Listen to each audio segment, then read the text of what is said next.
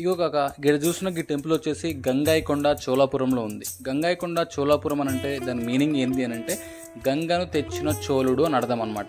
మరి ఈ టెంపుల్ పేరు ఏంది అని అంటే అరుల్మిగు పెరుగుడయార్ అనేది ఈ టెంపుల్ పేరు. ఈ గంగాయికొండ ఏంది, గంగను తెచ్చిన చోళుడు ఏంది, దీని ముచ్చట ఏంది అనేది మనం ఈ వీడియోలో ఇప్పుడు క్లియర్గా తెలుసుకుందాం. మనం ఈ టెంపుల్ నిర్మించింది రాజేంద్ర చోళ అన్నట్టు కాక దీనికంటే ముందు చోళులు నిర్మించినటువంటి 2 టెంపుల్స్ బృహదేశ్వర ఆలయం అది తాంజావూరులో ఉంది, ఐరావతేశ్వర ఆలయం ఇది కుంభకోణంలో ఉంది. ఇక్కడ ఈ గంగాయికొండలో ఉన్నటువంటి ఈ టెంపుల్ ఈ 3 టెంపుల్స్ని కలిపి గ్రేట్ లివింగ్ చోళాస్ టెంపుల్స్గా పిలుస్తారనమాట. ఇవి వాళ్ళ కాలంలో నిర్మించినటువంటి గొప్ప కట్టడాలని కూడా చెప్పొచ్చు.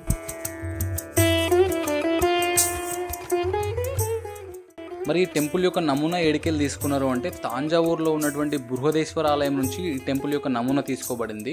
మరి ఆ టెంపుల్ ఎవరు కన్స్ట్రక్ట్ చేసారు అని అంటే రాజేంద్ర చోళ యొక్క తండ్రి రాజరాజ చోళ దాన్ని అయితే కన్స్ట్రక్ట్ చేయడం జరిగింది.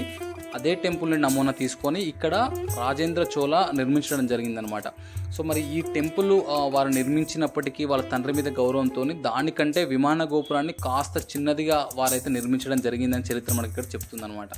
రాజేంద్ర చోళ గొప్పతనం ఏంది అని అంటే అప్పట్లో రాజేంద్రుడు పాలించేటువంటి కాలంలో చోళుల రాజ్యం సౌత్ ఇండియా నుండి నార్త్ ఇండియా వరకు వారి యొక్క సామ్రాజ్యాన్ని విస్తరించినటువంటి చరిత్ర రాజేంద్ర చోళది.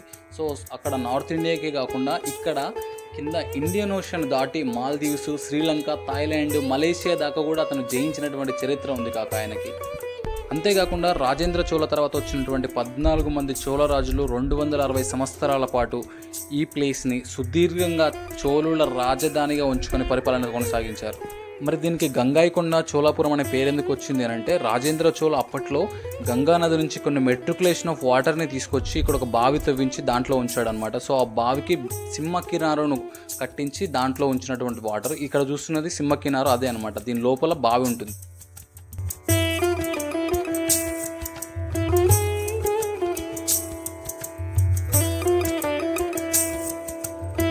ఈ టెంపుల్లో ప్రధాన దైవంగా శివుని కొలుస్తారు అన్నట్టు. ఇక్కడ కనిపిస్తున్న ఈ నంది వచ్చేసి 11 అడుగుల నంది అనమాట.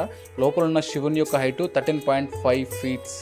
మరి ఇంత పెద్ద నందిని పెట్టడానికి గల కారణం ఏంటి అని అంటే 12 తర్వాత వచ్చేటువంటి సూర్యకాంతి ఏదైతే ఉందో అది నేరుగా గుడిలోకి పడదు కాక. ఎందుకు అని అంటే దీని డిజైన్ అలా ఉంది. సో మరి కాంతి ఎలా లోపల అని అంటే 12 తర్వాత వచ్చేటువంటి కాంతి ఏదైతే ఉందో అది నేరుగా ఈ నంది మీద పడి దాని యొక్క రిఫ్లెక్షన్ టెంపుల్ లోపల పడుతుంది అనమాట. అది ఈ నంది యొక్క స్పెషాలిటీ.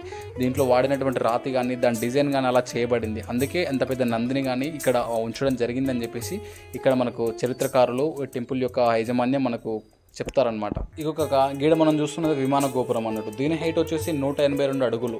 చెప్పాను కదా వాళ్ళ తండ్రి మీద ఉన్నటువంటి గౌరవంతో తాంజావూరులో ఉన్నటువంటి టెంపుల్ కంటే కాస్త చిన్నదిగా విమాన గోపురాన్ని నిర్మించారని చెప్పి.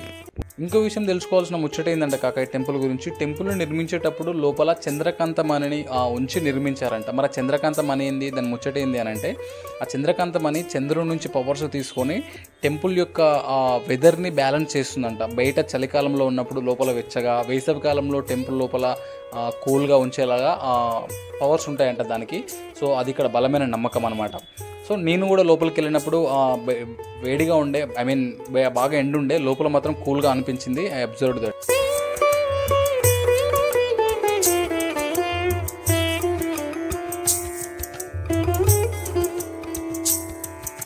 తమిళనాడులో మనం చేసినటువంటి బైక్ రైడ్లో ఫస్ట్ విజిట్ చేసినటువంటి టెంపుల్, ఫస్ట్ విజిట్ చేసినటువంటి ప్లేస్ కూడా ఇదే అనమాట.